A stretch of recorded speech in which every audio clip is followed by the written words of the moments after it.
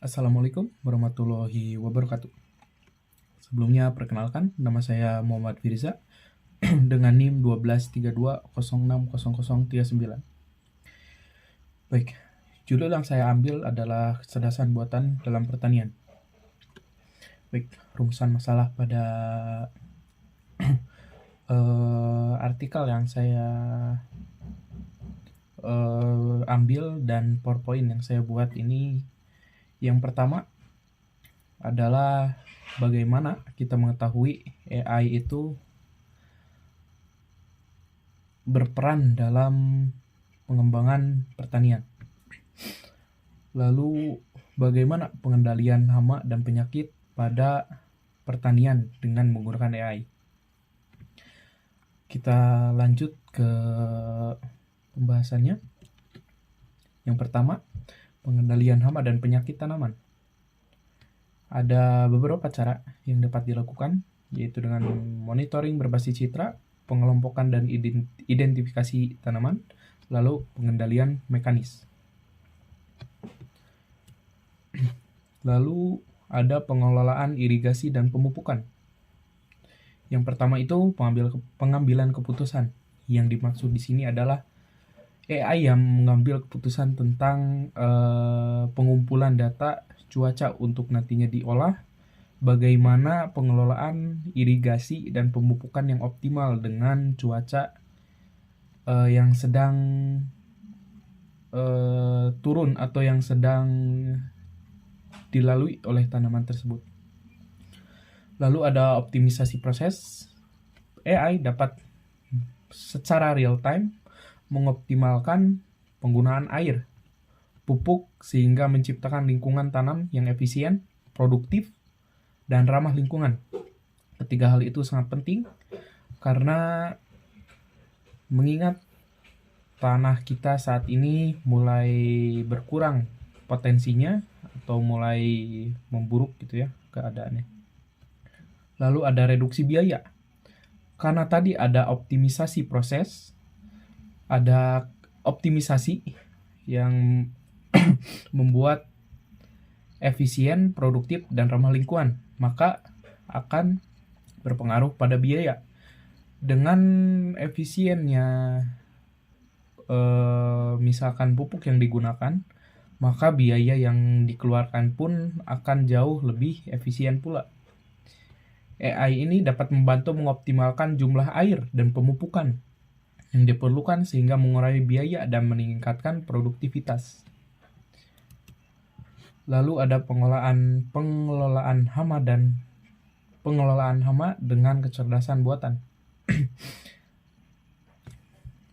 Jadi AI ini yang diulang tadi, pengambilan keputusan yang dilakukan oleh AI menganalisis data hama atau kondisi lingkungan untuk membantu petani.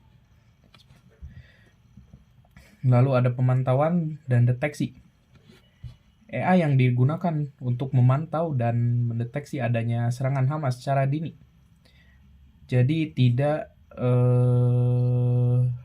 boleh ditunda-tunda, seperti misal pada satu tanaman terserang hama dan dibiarkan, maka seharusnya secara dini sudah langsung dikendalikan hamanya itu. Lalu pengendalian otomatis. Dengan AI, sistem pengendalian hama otomatis dapat diimplementasikan untuk mengurangi kerusakan tanaman dan meningkatkan hasil panen. Lalu ada pemilihan varietas optimal tanaman. Kita lanjut ke pengendalian hama secara otomatis. Nah, ini yang tadi ini merupakan salah beberapa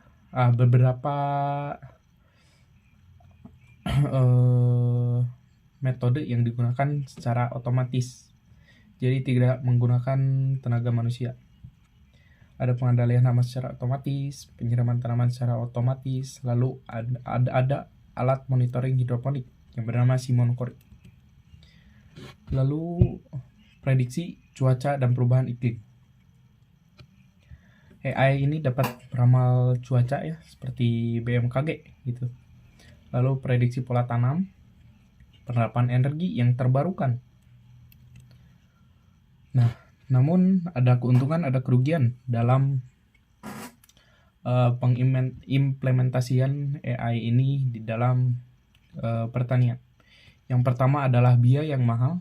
Yang kedua, terbatasnya infrastruktur yang ada di Indonesia ini memang sangat terbatas. Infrastruktur penerapan AI pada pertanian ini. Lalu ketersediaan data yang terbatas. Baik, kesimpulan dan implikasi ke depan AI dalam pertanian. Baik, yang pertama keuntungannya. Maka dari tadi yang sudah saya jelaskan, keuntungan menggunakan AI dalam pertanian ini, yang pertama produktivitas tanaman lebih tinggi. Yang kedua efisiensi dan penghematan biaya jangka panjang. Yang ketiga meningkatkan ketahanan lingkungan. Lalu implikasinya implikasi atau kekurangannya.